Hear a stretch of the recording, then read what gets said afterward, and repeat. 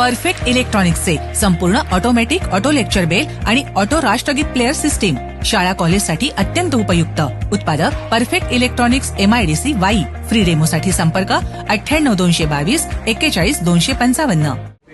Electronics या इंडस्ट्रीमध्ये व्हिजिटसाठी आलेलो आहोत. तर याचे CEO डॉक्टर RV टेकळे हे या कंपनीचे CEO आहे. ते आपल्याला हे जे इथे मॅन्युफॅक्चरिंग चालतं वेगवेगळे किट्स इलेक्ट्रिकल आणि इलेक्ट्रॉनिक्स इक्विपमेंटचे काही ऑटोमेशन सेक्टरमध्ये असतील त्यामुळे छोट्या मोठ्या सगळ्या ऑटोमॅटिक कंट्रोलच्या काही गोष्टी असतील तर हे आपल्याला इथे मार्गदर्शन करणार आहे. सरांचा टीचिंग क्षेत्रातला दांडगा अनुभव आहे. साधारणतः 40 वर्षाचा सरांचा दांडगा अनुभव आहे प्राध्यापक म्हणून. तसेच सर सध्या मागे व्हाईस प्रिन्सिपल वीर महाविद्यालय वाई या ठिकाणी होते. सरांचे 22 research paper national international publish झालेले आहेत. तसेच सर आता सध्या US मेंबर आहे वेगवेगळ्या विद्यापीठांवरती फिजिक्स डिपार्टमेंटच्या अंतर्गत. तर मी KK वाघ वरिष्ठ महाविद्यालय नाशिक यातर्फे सरांचं स्वागतही करतो आणि सरांना विनंती करतो की त्यांनी आम्हाला आमच्या सर्व विद्यार्थ्यांना मार्गदर्शन करावं.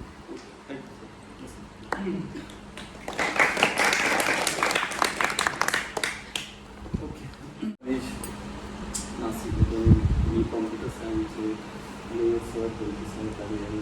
मी कॉम्प्युटरचे सर्व विद्यार्थी सुरुवातीला सर्वांचे हार्दिक स्वागत करतो आणि कंपनीबद्दल थोडक्यात सांगतो.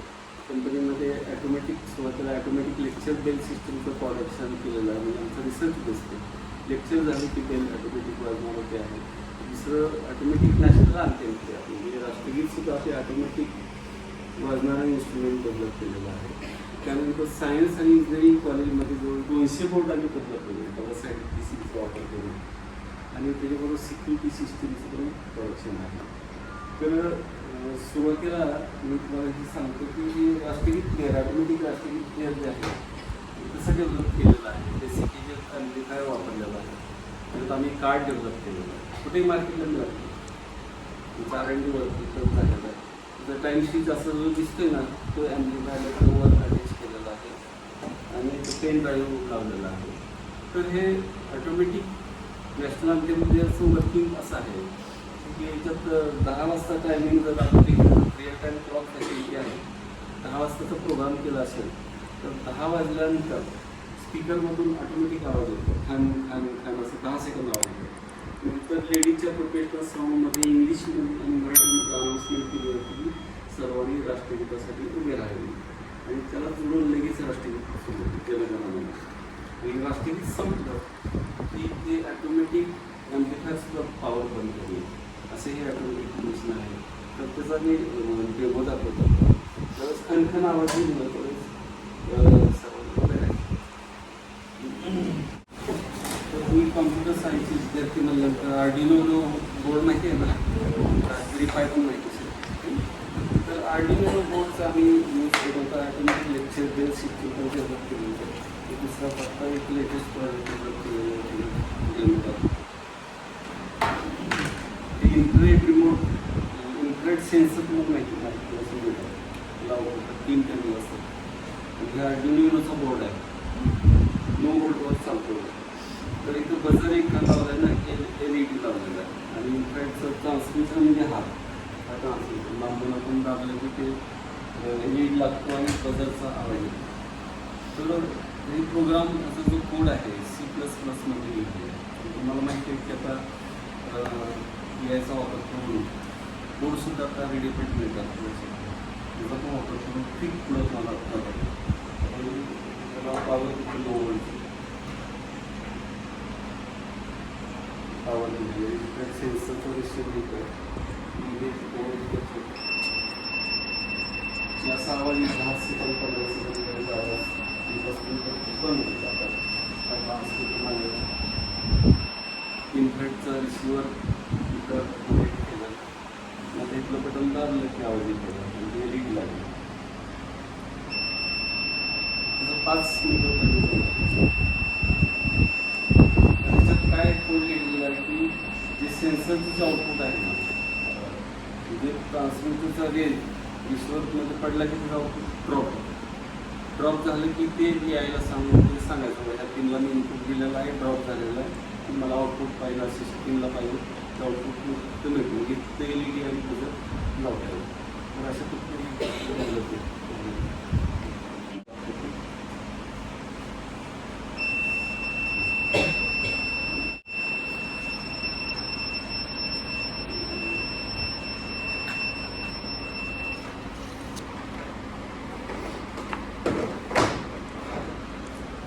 त्यानंतर दुसरी जी board science college engineering college ज्याने बोर्ड डबल साईड PCBचा वापर केलेला आहे. प्लस CPCB असतं जनरली आपण लॅबमध्ये बघतो फिनॉलिक PCB असते, सिंगल साईड PCB असते. तर हे इनोव्हेशन म्हणजे इनोव्हेशन असल्यामुळे हे बोर्ड कुठं पण मिळणार नाही आणि मिळणार नाही. तर हे बोर्डचं कन्स्ट्रक्शन समजून घ्या. त्याची ट्रॅकिंग दिसते ना, तर बोर्डचं नाव आहे डी मॉर्गन्स थेरम. त्याच्यात IC 6 IC बसवलं जातं. म्हणजे ट्रॅकिंग जे सेम आहे, सेम ट्रॅकिंग तुम्हाला आणि ट्रॅक जर दिसला तर बॅक साईडला तोच ट्रॅक असणार आहे. त्याचे जे होल्स आहेत ना, ते होल्स म्हणजे PTH असतात. PTH म्हणजे काय तर प्लेटेड होल सुद्धा कंडक्टिंग आहे.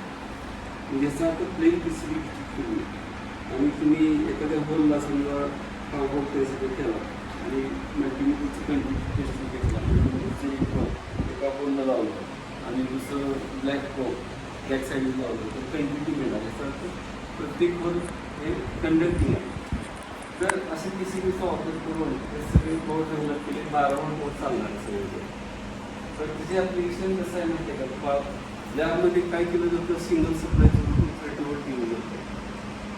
ऑपरेशन ॲम्प्लिफायरचा एक्सपर्ट असेल तर ड्युअल सप्लाय दिलं जातं. ड्युअल सप्लायची किंमत 15,000 आहे आणि सिंगल सप्लायची 10,000 आहे. आता मी 300 रुपयाला सप्लाय देत असतो आणि आम्ही सांगतो हे सप्लाय असं वापरू नका. प्रत्येक एक्सपर्ट असे 12 वोल्ट आहे ते चालतं. आता तुम्ही मला 12 वोल्ट अडॅप्टर मार्केटमध्ये मिळतात आणि हे मार्केटमधले 12 वोल्ट अडॅप्टर आणि यांच्या फरक सांगतो. मार्केटमधलंच आउटपुट तुम्ही लावला, व्होल्टमीटर लावला आणि इनपुट व्होल्टेज 170 ते 970 व्हॅरी केलं तर तुम्हाला असं दिसेल आउटपुट व्होल्टेज 9 व्होल्टपासून ते 16 व्होल्टपर्यंत व्हॅरी होतं. आणि ह्याला काय केलं, आउटपुटला 781 रेग्युलेटर बसवलं. त्यामुळं इनपुट व्होल्टेज 170 ते 270 व्होल्टेज व्हॅरी झालं तर आउटपुट 12 व्होल्ट फिक्स आहे. त्यामुळं एक्सपेरिमेंट जे आहे आणि सगळे इलेक्ट्रिकल एक्सपेरिमेंट सगळे 12 वोल्टला डेव्हलप केलेले. आता समजा हे एक्सपेरिमेंट आहे डी मॉर्गन्स थेरम. आता तुम्ही मला डिजिटल एक्सपेरिमेंट म्हणजे 5 वोल्ट लागते ना. मग आता आपण काय करायचं, हे जे आहे ते आपण बसवायचं पिनअप करायचं बोर्डला. 12 वोल्ट आहे म्हणजे ते 5 वोल्ट वापरलेलं आहे. म्हणजे 12 वोल्टचं 5 वोल्ट तरी कन्वर्ट केले, सगळ्या 5 वोल्ट केलेलं आहे. आता हे डी मॉर्गन्स थेरम म्हणजे काय तुम्हाला बघायचं असते की वेगळे इनपुट, 2 इनपुट असतात. वेगळ्या इनपुट कॉम्बिनेशनला LHS = RHS 2 थेरम असतात ना, ते LHS = RHS सांगायचं. तर पहिला थेरम जो आहे म्हणजे LHS = RHS, complement of sum = product of the complement, असं पहिला थेरम आहे. आणि दुसरा theorem complement of product = sum of the complement. त्याचं LHS हा आणि RHS. खालचा दुसरा theorem LHS = RHS. Input combination आपल्या हे स्विचेस खाली ठेवले म्हणजे हे 2 LED दिसलेले आहेत म्हणजे बायनरी 0-0 आपण अप्लाय करू. आणि त्यावेळेस मग काय बघायचं, बायनरी 0-0 असताना तुम्ही थेरम प्रूव्ह झालेत का, तर हे बघायचं की LHS = RHS आहे का, हे लागला तर हा लागला पाहिजे आहे, म्हणजे हा विजला तर हा पण विजला पाहिजे, हा पण लागला आहे, हा पण लागला आहे, म्हणजे प्रूव्ह झालं पहिल्या इनपुट कॉम्बिनेशन. आता दुसरं इनपुट कॉम्बिनेशन 1-0 घेऊया, हे 1-0. आता बघा पहिल्या थेरमला हा विजला म्हणजे हा विजला, असं नाही पाहिजे की हा लागला आणि हा विजला. तर ती थेरम प्रूव्ह होणार आणि इतर हे प्रूव्ह झाल्याचं लागलेलं आहे पण लागलं. आता हे 1-0 आता 0-1 करू, 0-1 म्हणजे आहे तेच 1-1ला काय होतं बघा, सगळे LED ऑफ होतात. म्हणजे इकडं वरचा थेरम LHS = RHS आणि पूर्ण आहे. किती वेळ लागला त्यांना वाटलं बाबा एक्सपेरिमेंट काय विद्यार्थ्यांनी काय करायची करायचं, तर मेकॅनिकल वर्क तुम्ही घेऊ शकता. ते जे बोर्ड आम्ही डेव्हलप केले ते सगळे रजिस्टर्स कट करायला विद्यार्थ्याला सांगायचं, तर तिथं वेगवेगळे रजिस्टर बघायला. मग असं केलेली सिंगल साईड PCB असेल त्याची पॅड लगेच कट करा, सोल्डर डिसोल्डर केलं, आणि ते डबल साईड PCB असेल आणि बोर्डनं कट केले कंपोनंट आणि त्याच पॉईंटला सोल्डर केले, तर सोल्डर डिसोल्डर हजारो वेळेस जरी केलं तरी ती पॅड जाते. अशा वेळेस तुम्ही मेकॅनिकल वर्क विद्यार्थ्याला वाढवू शकता. तर ह्याच्यात काय होतं, विद्यार्थीचा वेळ वाचतो, अध्यापनाचा वेळ वाचतो आणि तुम्हाला ट्रेसिंग करायला वेळ लागू शकता. कशासाठी पास नाही झाला त्याच्यात तुम्हाला वेळ लागू शकता. आता ह्याचा दुसरं बेनिफिट असं आहे की हे एकदा बोर्ड घेतले की वर्ष चालू त्याचं कारण असं तुम्हाला एक्सपेरिमेंट बंद पाडायला सांगितलं की बोर्ड काढू नका पण बंद करायचं. तुम्ही काय करणार, बंद पडायचं म्हणजे हे ट्रॅक दिसतात ते कट करायला प्रयत्न करणार. तुम्हाला माहिती आहे की म्हणजे एक ट्रॅक कट केला, दोन पडेल एक्सपेरिमेंट ऑब्विसली तुम्ही म्हणणार बंद पडणार, एखादा ट्रॅक कट केला बंद पडणार. पण सगळे ट्रॅक जे दिसतात ना सगळेच कट केला तर ऑब्विसली तुम्हाला वाटतं सगळंच बंद पडणार ना, पण बंद पडणार नाही. त्याचं कारण असं तुम्हाला सुरुवातीला सांगितलं दोन्ही साईडला PCB पॅटर्न सेम आहे वर, परंतु वरचे काही कट झाले आणि खालचे पण तेच कट झाले तरच बंद पडला. वरचा एखादा इथला कट झाला आणि खालचा इकडला कट झाला तरी एक्सपेरिमेंट बंद पडणार नाही. आलं लक्षात? तर त्यामुळे जे एक्सपेरिमेंटल बोर्ड आहे वर्षावर्षी चाललं आहे, तर हे असे डेव्हलप केले बोर्ड तुम्हाला व्यावसायिक सांगते. तर जे डिजिटल इलेक्ट्रॉनिकचे आम्ही 8 एक्सपेरिमेंट 2 तासात कव्हर करायला सांगतो. 2 तासात होतं, 1 तासात आणि ओव्हरऑल सांगतो ट्रेनिंग डिटेल्स ते मॅडम सांगतो. नेक्स्ट प्रॉब्लेम जे आहे सिंगल फेज मोटर आहे, प्रोग्राम सिंगल फेज मोटर आहे.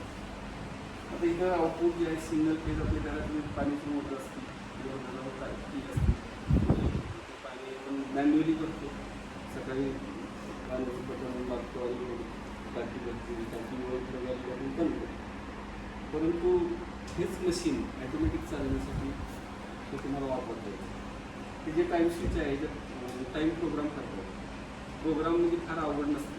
प्रोग्राम म्हणलं की तुम्ही त्या डिफिकल्टी तुमच्या लेवल लक्षात येते, C प्रोग्राम वगैरे तसं डिफिकल्ट हे जे बटन साधे आहे वापरून लगेच करता येतं. 5 मिनिटाचा प्रश्न असतो तर सोपं असतं. आता समजा तुम्ही घरातली टाकी तुमची 1 तासात भरते असं तुम्ही ऐकून घ्या, तर तुम्ही मग तिथून प्रोग्राम करू शकता म्हणजे ॲटोमॅटिक मोटर चालू झाली आणि बंद झाली. तर आता इथलं बटन इथली जी इमिडिएट आहे डिस्प्ले तुम्ही दिलेलं आहे. समजा पहिलं मी ऑन टायमिंग 8चं भरलं आणि 9 वाजता ऑफचं भरलं, 8 वाजता मोटर ऑटोमॅटिक चालू होईल, सकाळी 9 वाजता ऑटोमॅटिक बंद होईल. आता बघा मॅन्युअली इथं आजचं बटन इंडिकेटर लावतो, इंडिकेटर लागला की 8 वाजले असं समजा ते मोटर चालू झाली, डबल इथं मोटर चालू झाली आणि 1 तासाने मोटर बंद करायची. जर दुसरं टायमिंग भरलेलं आहे 9चं, ऑफ टायमिंगला काय होतं हा इंडिकेटर दिसतो बरोबर मोबाईलला की इंडिकेटर दिसला तर असं ते पावर. तर हेच ॲप्लिकेशन झालं. दुसरं सिक्युरिटी सिस्टीम म्हणून याचा वापर केला की जे आउटपुट लॅम्प आहे ना तुमची पोर्च लॅम्पला देऊ शकतो. घरात चोरी होण्याची शक्यता असते. तुम्ही काय करतात पोर्च लॅम्प संध्याकाळी 6:30-7 वाजता मॅन्युअली चालू करतात, तर झोपण्यापूर्वी मॅन्युअली ऑफ करतात 11 वाजता. तर ह्याच्यात 16 टाईम ड्युरेशन म्हणतात. मग सुरुवातीला पहिलं ऑन टायमिंग सांगायचं 6:30ला पोर्च लॅम्प ऑटोमॅटिक लागेल. नंतर 11ला दुसरं सांगायचं ऑफ टायमिंग, ते 11ला बंद होईल. नंतर अर्ध्या तासाने बंद चालू करायचं. मग 11:30ला परत ऑन टायमिंग सांगायचं, 11:30ला चालू परत 12ला बंद होईल, नंतर 12:30ला चालू होईल. असं 2 वाजेपर्यंत अर्ध्या तासाचं टायमिंग ड्युरेशन ठेवा. चोरी होण्याची टायमिंग शक्यता पॉसिबिलिटी असते ते 2 ते 3.5 मिनिट. 2 ते 3.5 मध्ये टाईम ड्युरेशन 15-15 मिनिटाचं ठेवा लक्षात ठेवा. आणि नंतर 3.5 मिनिटं अर्ध्या तासाचं 5 वाजेपर्यंत 6 वाजेपर्यंत करू शकतो. ते ॲटोमॅटिक ऑन ऑफ होणार. आणि ह्याच्या बेसिसवर आम्ही बरेचसे इन्स्ट्रुमेंट विकलेले आहेत. बरेचसे ह्या बेसवर लोक गावी जाऊन येतात. काय चोरी झालेली नाही काय नाही. तर काही चोराला समजा माहिती असेल, आपल्या घरीच एखादा असेल तर तो सहभागी जर झालेला असेल तर त्याला माहिती असते इन्स्ट्रुमेंट ऑन ऑफ होते, झाडच करणार सगळं अशी पण शक्यता असते. तर हे सिंगल फेज मोटर आहे. तिसरं ॲप्लिकेशन ज्या विहिरीला पाणी कमी आहे पण पाणी काढायचं जास्तीत जास्त पाणी पाहिजे असतं उन्हाळ्यात, तर त्यासाठी मग तुम्ही असं प्रोग्राम करू शकता. एखाद्या विहिरीला समजा 4 तास थांबून 1 तास मोटर चालते असं तुम्हाला समजलं तर 4 तास ऑफ टायमिंग ठेवायचं आणि 1 तास ऑन टायमिंग ठेवायचं आणि असं 24 तासाचा प्रोग्राम करायचा. 24 तासात पाहिजे तेवढं पाणी पाणी फुटबॉलच्या खाली पाणी जाणार नाही आणि ते सर्व व्यवस्थित करायचं. तर दुसरा जो प्रॉडक्ट आहे फिटनेस मोटर आहे, प्रोग्रामेबल फिटनेस मोटर आहे. आता बघा फिटनेस मोटर म्हणजे ऑटोमॅटिक फिटनेस मोटर बंद चालू करतो. तिचं जे प्रॉडक्टचं इनोव्हेशन आहे माझं हाँगकाँगला मी प्रत्यक्ष प्रॉडक्ट हा प्रेझेंट केला आणि याचा रिसर्च पेपर मी इलेक्ट्रॉनिक्स फॉर्ममध्ये ऑगस्ट 15ला प्रसिद्ध केलं. तर ह्याचं कोणती टेक्निक सांगितलं मल्टीमायवेटरचा वापर केलेला आहे. फिटनेस मोटरला हिरवं बटन दाबले की मोटर चालू होतो बरोबर आणि रेड बटन दाबले की बंद होतं. मग आता तो काय केलं लक्षात घ्या, तिथले जे स्टार्ट बटन आहे तिथले 2 वायर जातील, ती हिरव्या बटनचे अक्रॉस 2 टर्मिनल जोडले जातात. हिरवं बटन दाबतो म्हणजे काय करतो आपण आतले 2 टर्मिनल शॉर्ट करतो थोडा वेळासाठी म्हणजे आपला रिले ऑपरेट करून 3 लाईन तिकडं असं. तर आता बघा परंतु कंटिन्यू टेस्टर मी चालू करतो. आता हेच उदाहरण घेऊया. 8 वाजता ऑटोमॅटिक 3 फेज मोटर चालू आहे आणि 9 वाजता बंद झाले. याच्यात 8चं टायमिंग भरायचं, याच्यात 9चं टायमिंग भरायचं. आता बघा हिरवं बटन आपल्याला दाबायचं पण प्रत्यक्ष दाबायचं नाही. ह्या 2 वायर कुठे जोडले तर हिरव्या बटनच्या आपल्या पॉईंटला जोडलेले आणि ज्यावेळेस इथं आवाज येतो कंटिन्युटी हे ह्याच्यात कंटिन्युटी असते म्हणजे ह्या कंटिन्युटीमुळं आपलं हिरवं बटन दाबल्यासारखं ॲक्ट होतं. आता बघा हे बटन दाबतो मी, इथलं इंडिकेटर लागला की आपल्या रिलेचा आवाज कंटिन्युटीचा म्हणजे हिरवं बटन दाबलंच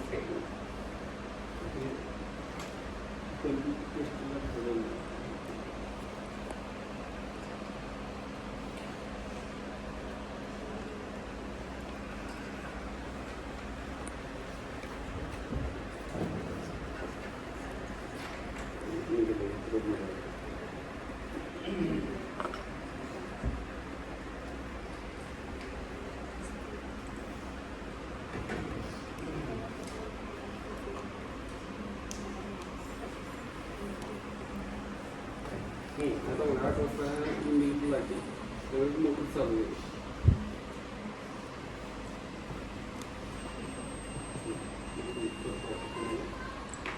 बरोबर आहे 8 वाजता हा इंडिकेटर लागतो कंटिन्यू आहे ते ग्रीन बटन दाबल्यासाठी ॲक्टिव्ह बरोबर मोटर चालू झाली. आता दुसरी आता ही मी ऑफ स्विच वापर करतो. ही स्विच बघितली एकच केबल आपल्याला हे लावल्यानंतर काय होतं हे कंटिन्यूस आवाज येतो. पण ह्या 2 वायर कसं लावायचं आपल्याला ते रेड स्विचचे 2 टर्मिनल आहेत ना त्याला वायर जोडलेली एक वायर काढायची ते 2 टर्मिनल हे 2 वायर लावायचे म्हणजे थोडक्यात आपला रेड स्विच आणि हा आतला स्विच सिरीजमध्ये गेलं ह्याच्यात कंटिन्युटी आहेच बरोबर. आता 9 वाजता हा इंडिकेटर लागेल ना आतला रिले ऑन होईल थोडा 5 सेकंद कंटिन्युटी बंद होईल त्यावेळेस मोटर बंद होईल. आता मोटर चालूच आहे असं समजा. आता हा इंडिकेटर लावतो मी 9 वाजता समजा कंटिन्युटी 5 सेकंदासाठी बंद होईल. मोटर बंद झाली आता तर आता जरी हे चालू झालं कंटिन्युटी तर मोटर स्टार्ट होणार नाही हिरो बटन दाबायचं तर हे असं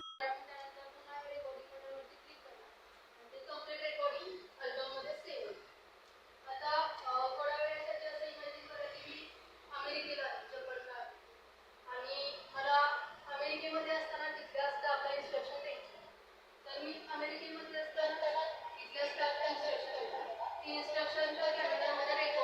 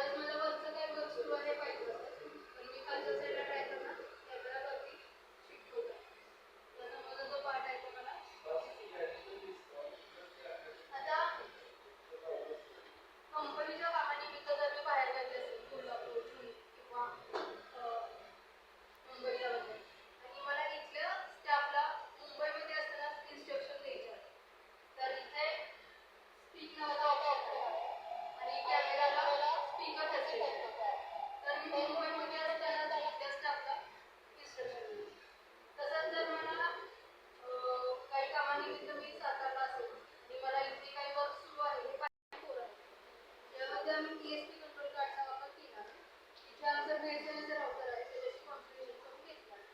तर या मोबाईलच्या आधारे मी जगात कोठेही असेल तरी मी त्या ऑन ऑफ करू शकतो. तर इथं तुम्ही इनिशियली पाहू शकता की या ॲपचा स्टेट काय आहे. त्या लॅम्पचा स्टेट ऑफ आहे. तर आता मी वन बाय वन एक एक लाईट ऑन करते. आता लाईट 1 ऑन केला, लाईट 1 ऑन झाला, त्यानंतर लाईट 2 ऑन करते, लाईट 2 ऑन झाला, लाईट 3 ऑन करते, लाईट 3 खाली आहे, लाईट 3 ऑन झाला, लाईट 4 ऑन करते, लाईट 4 ऑन झाला. तर तुम्हाला असं वाटेल की आता मी हे फक्त शेजारी उभं राहून ऑन ऑफ करू शकते. असं मी जगात कोठेही असेल तरी या मोबाईलच्या आधारे हे लॅम्प ऑन ऑफ करू शकतो. तर आता आपल्या सर्वांच्या घरी टीव्ही असतो, टीव्हीला रिमोट असतो. त्या रिमोटची रेंज साधारण किती असते? 25 मीटर्स पर्यंत असते. तर याच्यामध्ये आम्ही एसटी कंट्रोल कार्डचा वापर केलेला आहे. तर या किटची रेंज अनलिमिटेड आहे. तर आता वन बाय वन एक लॅम्प ऑफ करतो. लाईट 1 ऑफ केला, लाईट 1 ऑफ झाला, लाईट 3 ऑफ केला, लाईट 2 ऑफ झाला, लाईट 3 ऑफ केला, लाईट 3 ऑफ केला, लाईट 4 ऑफ केला, लाईट 4 ऑफ केला. हे किट तुम्ही मिनी प्रोजेक्टसाठी सुद्धा घेऊ शकता. ऑटोमॅटिक एक्सएमएल सिस्टीमचं मॉडेल आहे. आता आम्ही एक लेटेस्ट नवीन एक प्रोजेक्ट डिझाईन केला आहे. ऑडिओ बोर्ड वापरून ऑटोमॅटिक एक्सएमएल सिस्टीम डिझाईन केला आहे. तर याच्यामध्ये जनरली आता स्कूल आणि कॉलेजमध्ये एक्झाम संपल्यानंतर शिपाई निघाला. तर याच्यामध्ये शिपाईचं काम काहीच नाही. तुमची जी घंटेचं जे वेळापत्रक असतं त्या टाइम्समध्ये प्रोग्राम केलं जातं आणि ते ऑटोमॅटिक असतं. तर यामध्ये 3 मॉडेल आहेत, 16 टाइम्स, 32 टाइम्स आणि 64 टाइम्स. 16 टाइम्स मॉडेल आहे ते ज्युनियर कॉलेजसाठी उपयोगी आहे किंवा ज्या स्कूल किंवा कॉलेजला time table Monday to Saturday same असतं त्यांच्यासाठी 16 टाइम्स मॉडेल उपयोगी आहे. 32 टाइम्स मॉडेलमध्ये Monday to Friday same timing असतं, सॅटर्डेसाठी डिफरंट असतं. मग त्यामध्ये नंबर ऑफ टायमिंग्स आहेत ते जास्त असतात. मग हायस्कूल आणि इंग्लिश मिडियम स्कूलसाठी 32 टाइम्सचं मॉडेल सुटेबल आहे. आता ज्या स्कूलला गव्हर्नमेंटचा टाइम टेबल आहे त्यासाठी आम्ही 2 टाइम टेबलचा वापर करून स्पेशली त्यांच्यासाठी आम्ही बेस सिस्टीम डिझाईन केली. तर त्यामध्ये मंडे टू थर्सडे असं एक टायमिंग असतं, त्यानंतर फ्रायडेसाठी वेगळं असतं आणि थर्सडेसाठी वेगळं असतं. तर त्यांचे नंबर ऑफ टायमिंग जास्त असते. तर एकदम तुम्ही पाहू शकता की हा टाइम स्विच आहे. याला रिअल टाइम क्लॉक सेट करायची फॅसिलिटी आहे. इथे आउटपुट सॉकेट आहे, तर आपण बेलची पिन कनेक्ट करतो. इथे पॉवर इंडिकेटर आहे, हे प्रेस टू रिंग बेल आहे, इथे स्विच सॉकेट आहे. तर या टाइम स्विचमध्ये प्रोग्राम केल्या व्यतिरिक्त जर आपल्याला बेल द्यायची असेल तर हे प्रेस टू रिंग बेलचा वापर केला जातो. तर आता तुम्हाला मी ऑन आणि ऑफ मॅन्युअल बटनचा वापर करून ऑन आणि ऑफ वरती साधारण 6 सेकंदाची बेल वाजवून दाखवतो.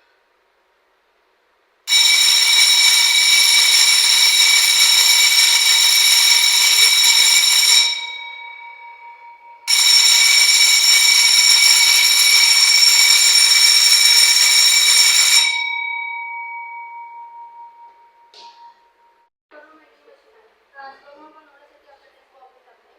बॉबिनच्या एका बाजूला मी प्रायमरीसाठी 2 वायर्स काढून आणि सेकंडरीसाठी 3 वायर्स काढून.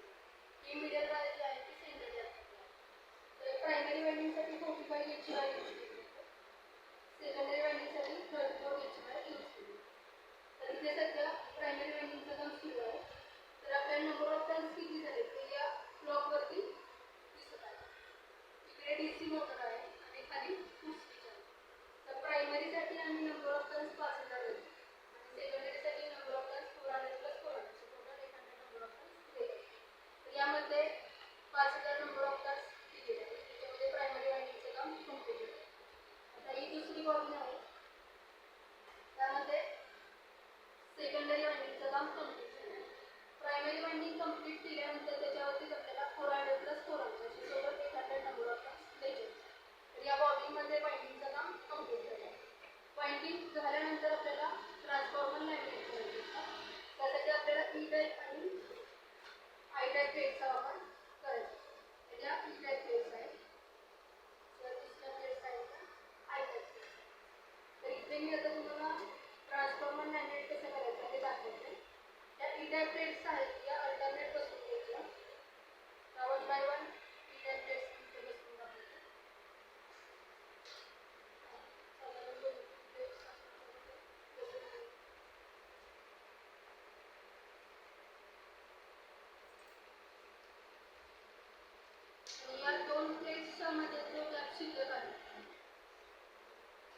तिथे आपल्याला ही हाईट अपडेट बसली.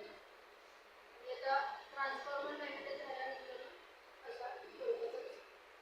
तर हा 24 व्होल्टचा ट्रान्सफॉर्मर आहे. तर समोर जो पॉवर सप्लाय दिसतो त्यामध्ये आम्ही या पॉवर सप्लायच्याच ट्रान्सफॉर्मरचा वापर करतो.